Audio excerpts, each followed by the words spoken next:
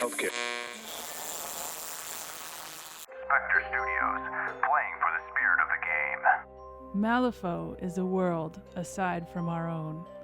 Located through the Great Breach, it uses Gothic, steampunk, and Victorian horror with a dose of the Wild West thrown in to inject fun and depth into the magical lawlessness of a world rife with monsters, necropunks, man-machine hybrids, gunslingers, and power-hungry politicos.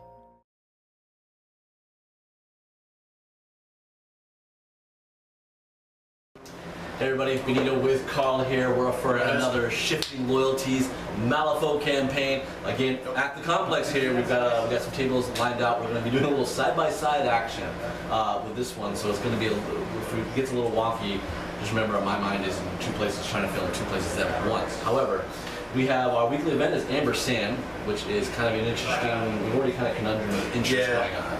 Because you're used to constructs, I'm not, but that's what's going to happen in the center. Yeah, I'm playing Joss, and my one upgrade is against non-construct, so I get very little gain out of this, other than if he happens to go into the center of the circle, the center of the table, within 6 inches of the watchtower marker, then I get extra script if I kill him. Right, but I guess it'll be more bubble from your power, so it's a tempted thing for me to do. You would get the immunity from that. Maybe. So I'm running Cassandra once again with my dancers here, and it's Archanist versus Archanist, which is a nice little cool thing like that, but of course completely different builds of what's going on here. And you're my real first summoning master turn. Yeah, mechanical rider summoning some spiders. Yeah. We'll see how that goes, especially with the strategy that we have, Reckoning. Right, so I hope that's in my favor. I'm hoping a lot of things kind of went against Carl in the draw favor of this whole weekly event. A little bit, not too bad, but a little. Yeah, it's going to make you work for it, which is good. Yep. You have done really well this whole campaign so far. Have you lost the spider, though? I did lose one of the large arachnids. Weird. However, I did get enough to buy another one back, so I've replaced it. So I did go with another large arachnid. So cool. So my crew is doing all right. I had been put down a couple hard. I had a hard one against Jacob, but I did really well against Mark, pretty well. So I've got a couple of characters with upgrades though, so pretty much that may have a little bit of effect. Mostly Angelica though, because I'm really looking forward for her upgrade to really kick in because she's got a free interact going on with that toolkit, so she can really start throwing down my scheme items and you can accomplish stuff. So expect her to be a little bit of a target, so we'll see exactly if you can handle that. And we'll get into our secret schemes that we're running. We're also running with the new 2016 schemes that we have going on with that. So they're of course all secret until revealed. So exactly we'll tell you as they show up. What is on the table though, we've, as always, convict labor. We similarly have we had Leave Your Mark, Protect Your Territory, Entourage, I think. Undercover Entourage, and Detonation Charges. So we had all those ones that we had to choose from. Some good ones. Yeah, a lot of good options right there. So we'll see exactly who chooses what and who can pull the best Arcanist of today. Yes. Alright, so we are set here at our wonderful new Matt by Mars. Just to shout out this. This is one of their new, like, it's like a Twilight Town thing, like whatever I saw, like this. Really beautiful town to have building models. So I really enjoyed this. I think it really fits for Malifaux even more so, especially now you see all the Malifaux locations set up there. Yep, nice terrain there. All right, so we have Cassandra and her crew right there. She's got pretty much everyone on the ball. We got corner deployment, so kind of going with that with the Reckoning. And we have Joss is back here with the mechanical riders and big spiders. A little broken apart, but looking to head right down that street. And this is going to be our big Amber Sand location marker, which is everything in that circle to get that extra script. That's deployment for us, and we're going to go into our turn 1.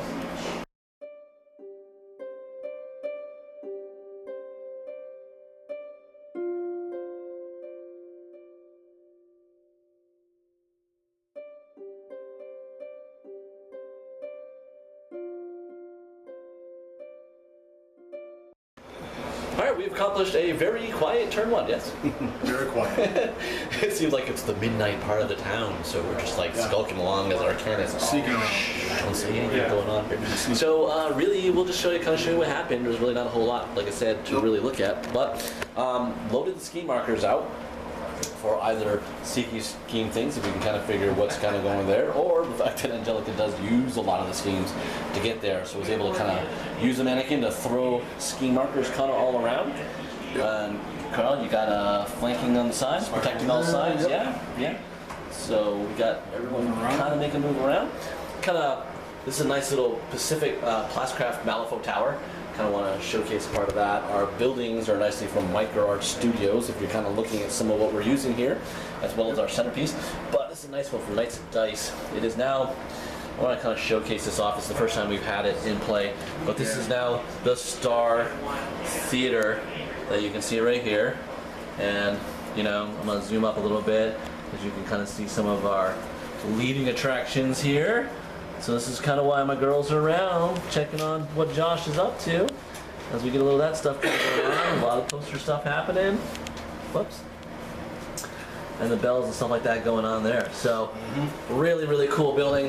Hope you guys, you know, get a nice little couple shots at it. Now seeing it a little bit more in action. Some of the things I've had going on into the major part of that. And a couple of important wanted signs on the back end for those guild people always looking for somebody happening there. So that is our turn 1. Again, a quiet midnight aspects near the Star Theater for what has occurred.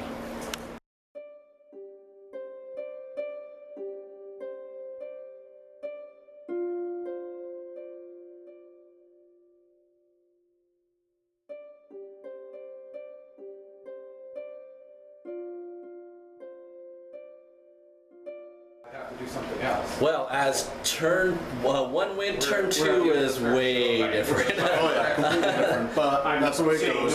Yeah, so kind of go some of the really kind of going off real quick here. More or less is had a real good fortune with an Angelica gunsmith combo. I was able to push the gunsmith to a range of shooting, took on an arachnid, and then the red Joker popped up on the second duel of the shooting. So I was able to put a whooping hurt on the spider. Didn't kill it. Was good you know, I did get to get through the armor every time with the thing, so it put it a lot of damage. But you were able to get it out of harm's way now for the next turn. A lot of sight, I'm sure you're going to try to get some healing, but did chase it off, so it's going to be a little different for your scheme manipulating and what you're kind of doing for that. Flanking me pretty good with Joss on the other side, so if there's like a lot of movement for what he's looking for, I'm having a hard, I won't be really much be able to do this because of where I'm engaged so much. Yeah. You're not going to be able to pull any of your guys back out of it, so Joss and whatever I've got over there is going to go pretty much running around pretty free. Yeah, so not dropping your schemes there, moving Josh to where he needs to go, that's probably going to happen because I'm engaged with a spider. And that's the thing about the difference with these Arcanists is Josh's people can really take hits and dish some pretty good damage what's going on. It takes quite a bit of me for me to do that. I mean, I laid a lot of schemes down, but it's taken me a bit to really kind of put a whopping on them that aren't the gunsmith. So my performer, Cassandra, they're kind of hitting, but the armor's soaking really well. They're able to do that. You're triggering some defensive ones on the spider. I don't have any armor piercing with those guys, so that spider's soaking up very, very good job for Carl in that aspect there. I'm in the center, so it's a little chancy what could be a little bit extra script for one of our 2 things if he's kind of going after things.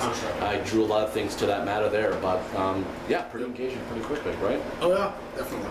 And another thing is the performer got poison on that thing too, so I only need a few more damage to really kind of get at it. It's not looking good for that spider, but that's what it's there for. Yeah, both spiders on its way out, and like I said, the mechanical rider and Joss they're off on their own. So we'll show you exactly what we're seeing there. So this is the combat. You're looking in the middle. So as you can see, all of my models are here, more or less engaging one model for Carl's crew. So that's the good part because I chased off this guy way on the far side there, and here's Joss and the mechanical rider who's created a. What is that little thing you got?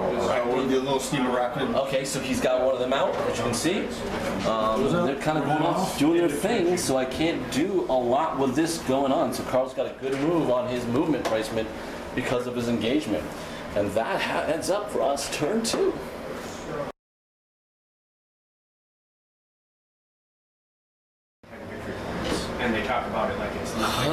right, so wow, Carl. So I'm gonna get the camera like right on the wall. Crazy turn 3 for me, Yeah. kind of like, and it was just really like what I wanted to go happen didn't happen.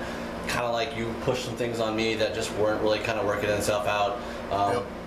Key part was probably the red Joker popping right up early on when I thought I had with Cassandra to finish off the spider just to get it out of the way. But no, that didn't happen, so he bogged me down completely that whole turn for that.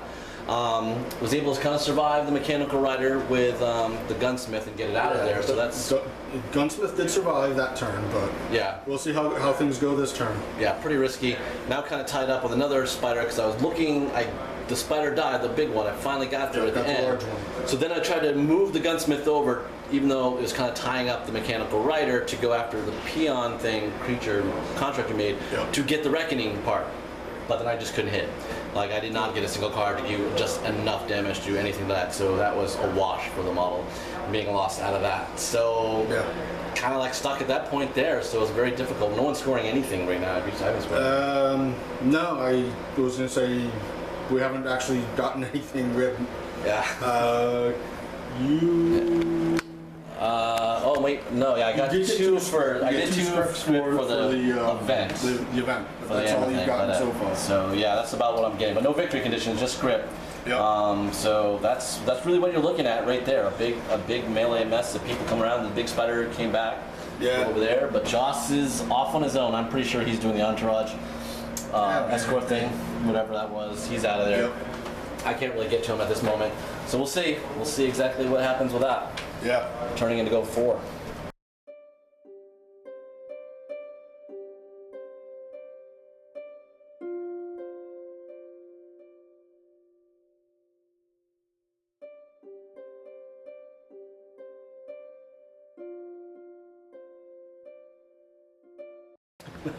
Okay, so turn 4 has now hit the books, and a hard turn 4 it was. Yeah. But good things, bad things. Part of what we're looking at here, strategy-wise, we have now both scored a victory point condition for that. Yes. For that because models have died. Indeed. They have done. We both killed 2 people this turn. Yes. Finishing off though, they survived. I had such low cards in my hand. It was pretty fucking easy to do that. So that was pretty well with that. The mechanical rider is pretty much on the middle now. He's every one of my girls that were left that survived have exit stage left. Yes. And Joss is running around the backfield. Cassandra's running around the backfield on me, so yeah, that's pretty clear what those two are up to. Yeah, that scheme's going to be pretty obvious. We mentioned that before. We saw them where they're going. I was this close though of that mechanical rider holding me though. He had the initiative. Carl saw it. I saw it. And I was like, he was able to keep the gunsmith alive or get out of dodge to get this going for the victory condition. I think that victory condition was more safer for me because I had such low cards in my hand. I had nothing higher than a 9. Wow. So I knew I was in danger to try to do any hurting, so I went for the exit. And that proved to be the crucial move that might be able to at least get me some... it looks like you're definitely going to get those victory conditions. And we'll see what any other victory conditions come up. Yep. We're close to the last turn, so we'll see how that pulls itself off there. And yeah, you can see as we go here, we'll move right across. There's the girls. They're on the other side of the street. The ever dangerous mechanical rider has owned that. Yep. Little spider coming back the other way. There's lots of scrap and ski markers. The slotted ones are your ski markers, where mine have been all used up or been taken away. Yeah. And Josh is there with his another spider. Another spider back there to kind of get in the backfield of my deployment, where that's happening. Yep. Turn 4 has ended. I want to add a little part of this. I'm still trying to get part of these new scheme markers that are much different for me and getting used to that. I did have a scheme marker on Performer who did drop of that, and I have Leave Your Mark, which was one of my revealed schemes now. And to let you guys know, that gives me 1 extra victory point right now because the Pale Rider is way over there. And that's kind of important. I had to double check that. It's going to really make his decision on kind of doing some things important from what we do from there. It does give me a 1-point lead. 2-1 is our victory point conditions from that as we go into our final turn 5.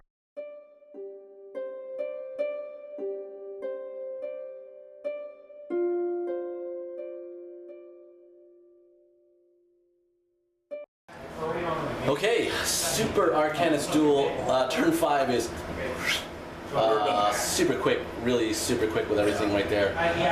So more or less, which I kind of showcased there, I walked a bunch of models, dropped a bunch of ski markers just to kind of make sure that wherever the Mechanized Rider went, I was able to pull the ski marker for one more victory point there. Both of us are revealing the entourage scheme, and both of them were the henchmen, and they weren't even touched.